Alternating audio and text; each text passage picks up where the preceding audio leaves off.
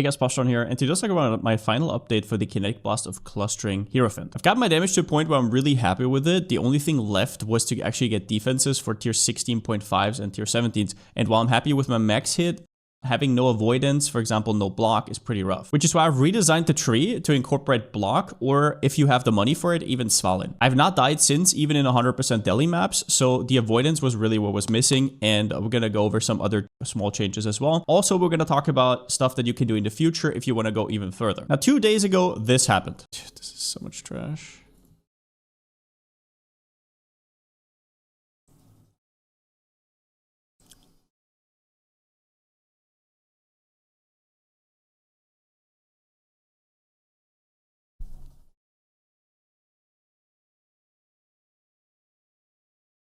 Why is everybody getting a mage blood? What the hell?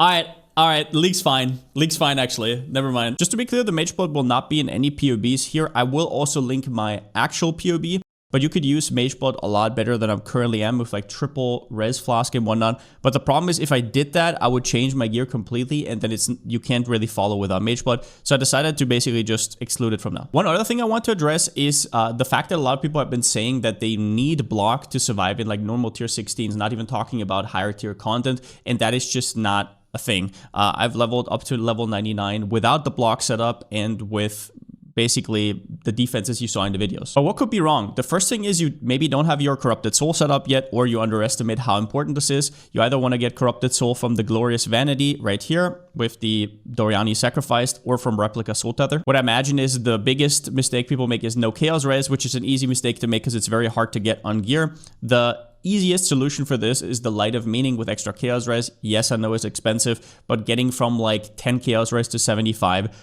will literally, like, you take a third from chaos damage. I see a lot of people have the wrong pantheons, so just make this clear again. Soul of the Brine King is super important because we can't use Purity for ailment immunity, and Freeze immunity is the one ailment immunity that is required for every build at every point. And for that, you need to kill Merville on the Atlas in the Underground Sea map.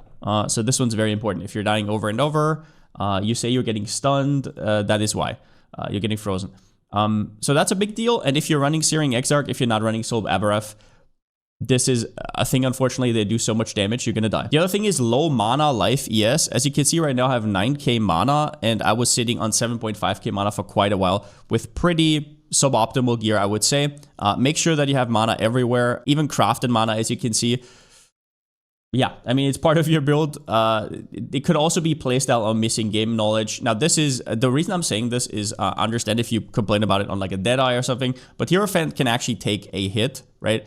So in normal tier 16s, sure, you can build a little bit more defense, right? You can go for block early. For me personally, I like damage early and then block later, but whatever floats your boat. It could be playstyle, missing game knowledge. You should charge into packs, you shouldn't, right? But otherwise, this build should not die to normal content. First thing out of the way, I've heard this from a shocking amount of people.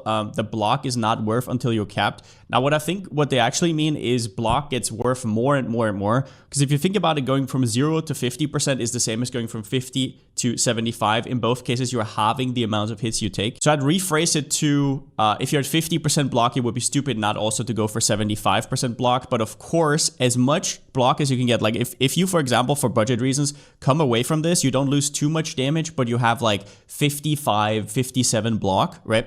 You're going to be really, like, you're going to do really well. You just need to understand that getting to 75 is extremely, extremely potent, and usually the last 20% are not that hard. The reason I'm saying this is because there's Forbidden Flame, Forbidden Flesh setup for Bastion of Hope that can be quite expensive, but you can also replace them with other stuff that I'm going to talk about. But Bastion of Hope is absolutely GG. Now, you're always attacking, so getting the 25% attack block, and the spell block you simply activate by Frost Blinking here or there. This one's absolutely crazy in potency, so that's the first thing. However, it all starts at a good shield. Now, in this POB, which I'm going to link down below as well, all I did was an Essence with chance to block, and I hit chance to block spell damage tier 1. That is literally all you need for the setup. Obviously, if you're not Svalinn, you also have the freedom of using your suffixes for resistances, or maybe, I don't know, chance to deal double damage, attack speed, max res, whatever is the case. But what you want to look for is a base that has high amount of block. So I went with the Val Buckler here, but there's obviously way better ones. Some shield bases have 23% base chance that then gets multiplied by this increase, and some have up to 27, 28. So you definitely want to look out for that. Since we're not really tied to anything like evasion, obviously ES would be nice, but the highest ES base has 25%, unless you want to go really expensive, which does some special bases. But at that point, you're already saving up for Svalinn anyways. But there are some fancy synth things there. For example, recover percentage of mana when you block. This one's quite nice. Just depends on if you get a snag on a good base with a ton of chance to block, right? That's something you'll have to figure out for yourself. If it's too expensive, then once again, might as well save for Svalinn. So yeah, your baseline shield is the most important piece of the puzzle. You want to have as much, especially attack block as possible, and spell block as well. But spell block you can work around if you don't have a perfect roll. But do remember that this tree is very tight. So every point you're spending on this on the tree will lose you like 3 to 4% more damage. On the tree though, there is the safeguard cluster, which is super important because of the block mastery. This one is almost always worth it in every situation. Plus, if you're missing a little bit of spell block, you can also fill in these small nodes. And let's talk about Glorious Vanity. You can see right here that I actually cap my block with this Glorious Vanity. It's here, yeah, chance to block attack damage. Most people don't know this, but Glorious Vanity can have a two block mods actually. The small ones can appear, and so obviously also spell block, but spell block's usually pretty easy to fix on these kind of builds. And then you have the block big node, right? So you can see right here, 8% chance to block attack damage. Now this can be an absolute deal breaker, and that one's going to be right here with Deep Wisdom, right? So if you have your Glorious Vanity here, it's going to touch right there. In this POB, I'm not using it because I didn't end up needing it, but just a little shout out. Unnatural Instinct in Scion, so I go all the way over here. This is especially potent if you have a Light of Meaning. So Light of Meaning gives you 4% Chaos Res, and it does work with Unnatural Instinct, which allocates all the smalls, right? So if you look at my Chaos Res right here, I go from 75 plus 9, so 84.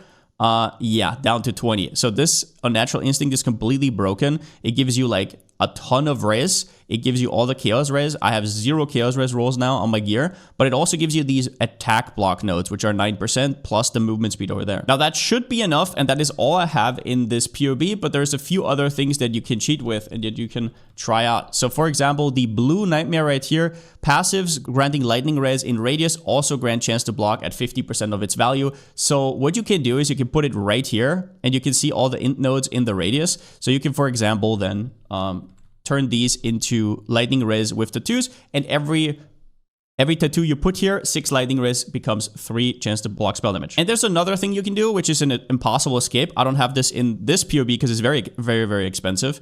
Impossible escape for acrobatics. So with this one, you can allocate everything in radius of acrobatics, which is not just strong because it frees up your anoint. It's also strong because you can now take 25% chance for an additional chance to get an additional projectile fork, and you can get the additional projectile, which turns into another AoE. A lot of people have been asking, do these work? Yes, they do work. All the additional projectiles also get converted to another AoE, even with the Rune Graft of Refraction. But what this also does, free up your anoint, and then on the anoint, you could technically go for As the Mountain, and this one is really efficient. 12 chance to block attacks, but also +3 max, which is ridiculous. So if you can fit that into your build as well, that's great. You are going to be able to block cap with the setup. And then I'll quickly show you my Svalinn version right here. If you've never played around with Svalinn, this is one of the most broken items in the game because it gives you lucky block. It reduces your block down to 65 max, and then gives you lucky, which is straight up better. It is ridiculous, and it is roundabout 50% less hits from just normal block cap. You don't really have to think about anything else on this. The chance to block spell damage roll is nice, but yeah, in general, if you have a Svalinn, you have a Svalinn, and things change a little. You now need to get more attack block overall than in, for example, the setup that I showed you, because a rare shield will, for example, have, I don't know, 46 block, but you also need 10 more because this one is minus max block. So yeah, you have to make up for the extra. And the way I do this is obviously with the Glorious Vanity here with the 2% block, but I also have tattoos. So you can see right here, these Valako Shield Bearer tattoos, which are actually quite expensive as of recording because there's not that many on the market. And if you need a lot of them, then that's that. You can see I have 5, I think 6 of them actually. to keep my block. But yeah, that's basically that. I also have the Impossible Escape to free up my tattoo. However, I did actually end up dropping as the mountain. I don't need it anymore. So now I'm just anointing Tempest Blast for like 12% more damage. Now in my current setup, I'm using this necrotic armor. I'll be honest, the reason I wanted to first go for evasion energy shield base was because I wanted to go suppress. But after looking at my current snapshot, which I can show you real quickly, I really do not feel like it's necessary. Like it is just like this build feels absolutely untouchable at this point with Svalinn.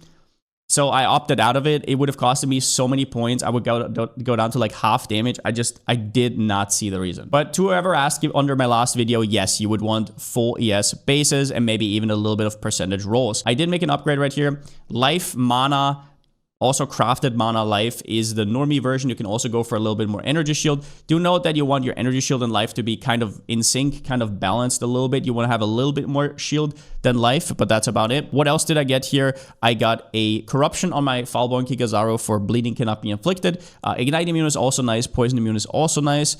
Here is usually the mage blood. That's why my flasks are now enkindled. Now I did buy this Eyes of the Great Wolf. I think this one's actually ridiculously strong. It gives me max mana and global crit multi, and this is usually 60%. Don't forget that you can with Tainted Catalysts also quality the corrupted enemies. I just woke up, my brain is still fried. But okay, that's about it for the changes. On the passive tree, one thing I changed was I got a Scintillating Idea cluster.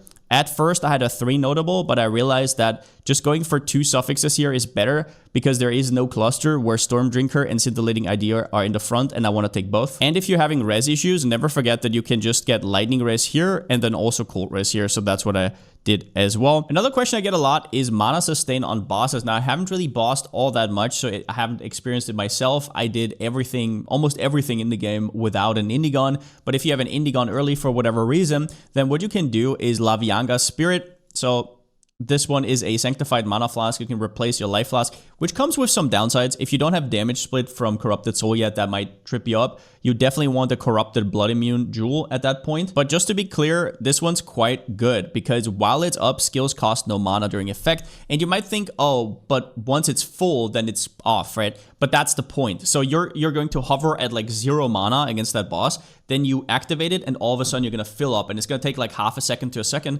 But that time window also means you're spending less mana because during that time you spent no mana, which means that your mana cost goes down. So it's kind of like a natural thing. It feels really good to play. It's not a perfect solution by any means, but it feels really good to play.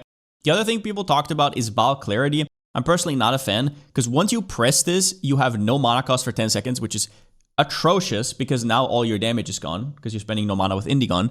And if anything, put it with like a less duration. But I really don't like this one all that much. You can definitely play around with Laviangas though. Maybe just slot it in whenever you're fighting bosses. And then about further upgrades after this, if you're already as far in the game as me, I've at this point put around about 200 Divines into it. I also have the Mage Blood setup, which I could technically do. I would highly recommend to look at PoE Ninja next, what other people are doing. For example, you can sort by DPS or whatever, and then kind of look, right? He has like double Grace of the Goddess set up, which means he doesn't have a shield, which is going to be a lot less tanky, but he maybe makes up for it a little bit with Mage Blood. You can look at all these different versions and small things they do. You can also look at Connor Converse. He did say that he will eventually transition from Mjolnir into Kinetic Blast of Clustering. I don't know if that's still a thing, but if he does that, then he will most likely go in stacking and put several Meteoros into the build. And yeah, other than that, what else can I say? Definitely go for the block setup. It is incredibly, incredibly strong, even if you don't have a Svalinn just on a normal shield. I do in hindsight think I could have probably done it a little bit earlier. One of the reasons why I didn't,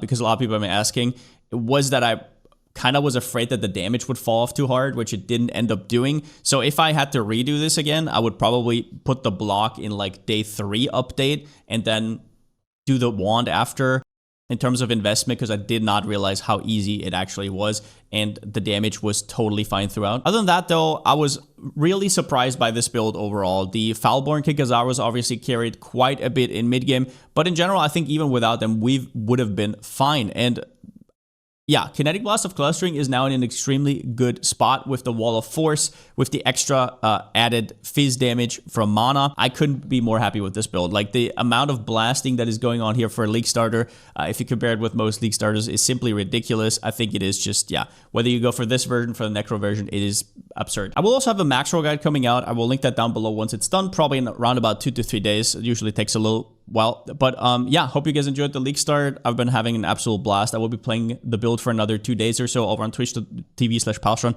if you have any questions. And yeah, I'm already planning on my next build. At this point, I've invested so much into this character that I'm now saving up for the next one, and it's going to be quite exciting. There's a lot of different opportunities this patch. The end game has been a little bit so-and-so in terms of farming strats. I really hope they maybe put out another patch with the walls eating up mobs and everything from the breach. Breach tree is insane, and yeah, with that being said, since I still don't have a slogan, see you next time.